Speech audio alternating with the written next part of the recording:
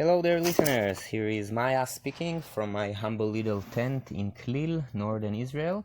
Today is April 11, and this is part 4 of this introduction slash opening to this podcast. In those series of episodes, I'm trying to both tell about the general story, like the historical story of how things got to the situation that we see today in present in the Middle East, and both give like the base of my opinion in how I see things, the reasons that I see why did things got that bad as they are today. Today you can see here in the around Israel, people evacuate from their house, destroyed, many houses and buildings destroyed. Bombs are shot at people being shot by guns, being kidnapped, being tortured, being raped, brutally butchered, all kind of really terrible stuff that are happening among this society that is in the society that is around me today. And I'm asking why will people behave in a way that make them so miserable? So in the preview episode, when I was speaking about the prehistoric and old history, I was discussing the idea of separation and the idea of owning as like very root and down based of this problem of the situation, and then patriarchalism and monotheism that grow out of this separation and owning ideas. And we got all the way to 1948. So before we go in this episode to 1948, I wanna point another very strong, important base in my perspective, for the reason that things are so shitty, for the reason that there is so much violence around, and that's fear. Pain and fear. And it's actually, I think pain and fear are older than the idea of separation. And actually, in their base, they're quite healthy, harmonical, beneficial things. You see, I see pain as our body and mind way to sense when to stop something in order to keep the health of the body, and in order to be in harmonize with the surrounding. It's just another sense that tell us, now stop doing this, it's painful. So it's good to listen to our pain. And fear is like a preview feeling for pain. It's like it's letting you know that something might be painful, physically or emotionally, so you can identify it and react to it in a beneficial way before it's becoming painful.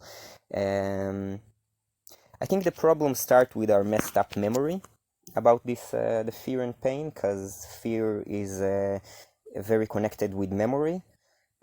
So because our memory is really not perfect and irrationalized, so the fear can become irrationalized. And when we have ideas in our mind about stuff, so the fear become even less rationalized. And when you act out of irrationalized fear, so you act in a disharmonic way with your surrounding. You see, I believe that there is no evil. In my perspective, the idea of evil is not exist in the world. I see every human behavior as it's possible to explain it through fear. Either a rationalized fear or disrationalized fear. But fear is in the base of it all. And yeah, and then it's take us back to 1948. But before we go there, I want to mention another important thing that I said in the first episode, that I'm gonna tell some stories now. And stories are stories. In my perspective, um, the only real reality is the subjective, personal, sensual experience in the present. Except that, everything else that we know about the world is either memory or memory of stories that we heard. And human memory is really not perfect, as I said, and people also sometimes lie when they tell story, or choose to put the spotlight on something specific and take spotlight off something else, and then design the story. Because you see, reality is endless. Every moment of present reality is endless information. So when you're telling a story, you cut like most of the information and leave only like a tiny little bit of stuff that you want to speak about. So even if you accurate, you have to miss lots of details. So now when I'm telling stories, I wanna make sure that we all understand that those are stories, and everything I say I can be wrong, but I will tell you the stories that I know, how I understand the history that lead to this current situation. So yeah, fear. So before 1948, we have Jewish people, or people of Israel, as they've been called through most of this time, spread all around the world, and being bullied a lot and chased a lot, and some massacred happen in all kind of places. Some bad stuff, and it's leave the people and the society with lots of mental scar of fear. And the greatest scar of all is the Holocaust, which is just I think it's the biggest group murder that happened in the history of humanity. My family is coming from Poland, so it's very personal for me, the memory of the Holocaust. And it's just, I think a good way to describe it is just imagine like a horror movie, for about like, what was it, like a few bad years of just living in a terrible horror movie with all your relatives and loved ones, and you yourself being tortured and terror and murdered in terrible ways. Really, just a horror movie. So the survivors from this horror movie many of them joined the Zionai, I don't sure how to say it in English. Let's say the Zionai movement, which had the idea of going to this land that used to name to be called Palestine back then, and like build a modern state where the ancient Jewish kingdom used to be. That's the Zionite idea. And then you have many people coming from the Holocaust and joining this idea, because it's like, okay, in the idea, the base idea is that there is nowhere safe for Jewish people in the world. Yeah, it's kind of, I'm doubting this idea now, being like the third generation growing in Israel. I doubt this idea, because I cannot think about any place in the world right now that is more dangerous for Jewish people rather than Israel. Well, maybe in like places that are Israel enemy, like Iran or something, but generally, I think this idea got all messed up, because Israel is just not safe for anyone, and also not for Jewish people. But that was the idea. You see, you have like the world is full of danger. Everywhere you go, you're being killed, you're being chased, you're being slaughtered. So the idea is to build like a state that will be a shelter for the Jewish people. The thing is, in the same place, you have like a bunch of other people that are not Jewish, Christians, Muslims, Druze, I don't know, all kind of people that wandered around into this land in some points, in all different points actually along the history, while different kingdoms and empires and state were controlling the land, and the idea of having a Jewish country leave those people out, basically, either really out, like not allowed to be here, or either like, as you know, like, okay, so this is a Jewish country and you're like the underrated minority, something. Anyway, it's the idea of having a country for the Jewish people doesn't really bound with the fact that there were many different ethnical, religious, cultural group in this land. Now, back at the time, there was the Ottoman Empire, then the British Empire that controlled the land, and the land used to be named by all Palestine. So people that living in Palestine used to be named Palestinians. Yeah, it doesn't matter if you're Muslim, Christian, Druze, Jewish, okay? They're all Palestinians. But in 1948, when the British people left the land, and leave it to the UN to decide what to do with it.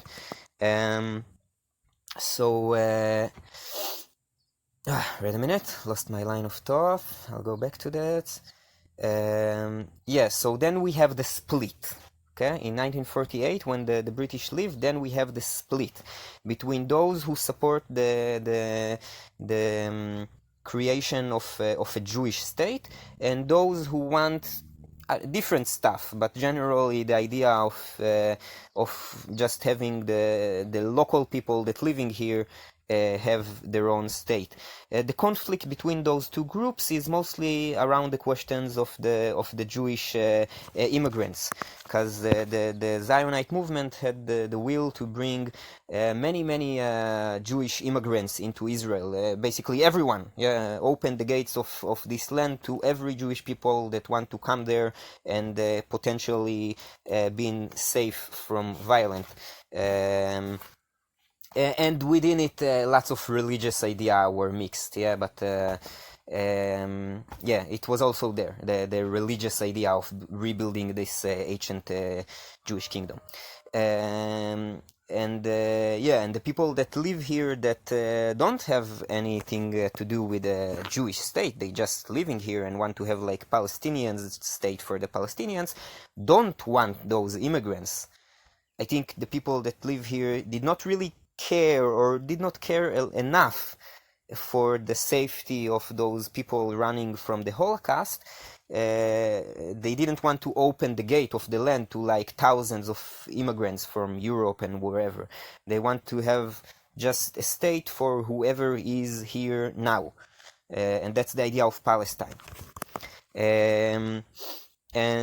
So the British left it to the UN to decide what to do with those two groups, and the UN said like, okay, well, they want it, they can split it, and they draw a map, and they kind of like said like, okay, will this and that part have more Jewish population? That will be the Jewish state, around Tel Aviv and a bit north, something. I think desert is also a part of what's supposed to be the Jewish state. And then around Jerusalem and in the Galil, where I am now, in the Galil, it will be, there is more like Arab people there and stuff, so it will be the Palestinian state. And Jerusalem was supposed to be international, which I think is a great idea, but so you can see the picture like drawing there for those two groups. For the Zionite movement, it's kind of like a victory, because they are trying a part victory at least, because they're trying to create something new. But for the Palestinians, they're saying like, what the fuck? What do you mean split it? It's our land. Split it with who? We are the one that live here. So this is how the conflict start. Well, it started before, because the idea of the Zionite idea was published and well known before, with in the same time when the Palestinian idea was starting to build up. So the ideas were there on the table before 1948, and some violent occurred before. I think we're gonna make it a new part. Yeah, we're gonna make it another part of another episode coming up.